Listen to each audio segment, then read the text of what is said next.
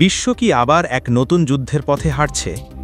মধ্যপ্রাচ্যে যুদ্ধবিরতি কার্যকর হলেও পরিস্থিতি মোটেই শান্ত নয়, বরং ইরান এখন নতুন করে চূড়ান্ত সামরিক প্রস্তুতি নিচ্ছে, যার লক্ষ্য ইসরায়েলের সম্ভাব্য বড় ধরনের হামলার জবাব দেওয়া। এমন উত্তপ্ত পরিস্থিতিতে শুধু মধ্যপ্রাচ্য নয়, প্রভাব পড়তে পারে বাংলাদেশ সহ গোটা দক্ষিণ এশিয়ায়, কারণ এই অঞ্চলে বহু বাংলাদেশি প্রবাসী রয়েছে তেলের বাজারের ওপর নির্ভরশীলতা, যা যে কোনো সংঘাতের ফলে হুমকির মুখে পড়তে পারে।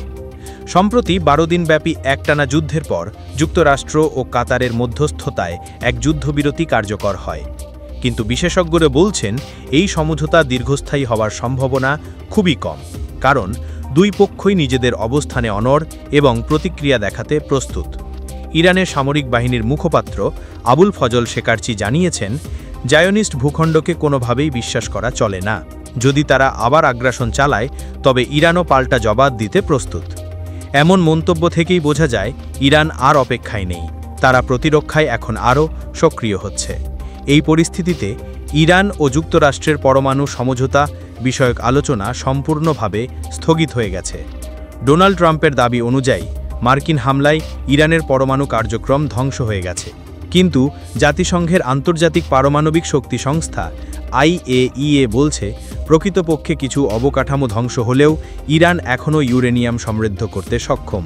এটাই বিশ্ব সম্প্রদায়ের জন্য সবচেয়ে বড় উদ্বেগের কারণ হয়ে দাঁড়িয়েছে। এদিকে ইরানের সর্বোচ্চ ধর্মীয় নেতা আয়াতুল্লাহ খামেনি ট্রাম্পকে আল্লাহর শত্রু বলে অভিহিত করেছেন। ইরানের রাজনীতিবিদ আলী শামখানিও জানিয়েছেন, পরমাণু অবকাঠামো ধ্বংস হয়ে গেলেও আমাদের সব আশা শেষ হয়ে যায়নি। আমাদের কাছে সমৃদ্ধিকরণ প্রযুক্তি আছে, এখন আমাদের প্রধান লক্ষ্য নিজেদের প্রতিরক্ষা জোরদার করা। এসব বক্তব্যই স্পষ্ট করে যে ইরান নিজেকে নতুন করে গড়ে তুলতে প্রস্তুত এবং ভবিষ্যতের যে কোনো সংঘাতের জন্য তারা তৈরি। বাংলাদেশের জন্য এই পরিস্থিতি নিছক আন্তর্জাতিক খবর নয়। মধ্যপ্রাচ্যের অস্থিরতা, প্রবাসী শ্রমিকদের জীবন, দেশের অর্থনীতি ও তেলের দামের ওপর সরাসরি প্রভাব ফেলতে পারে।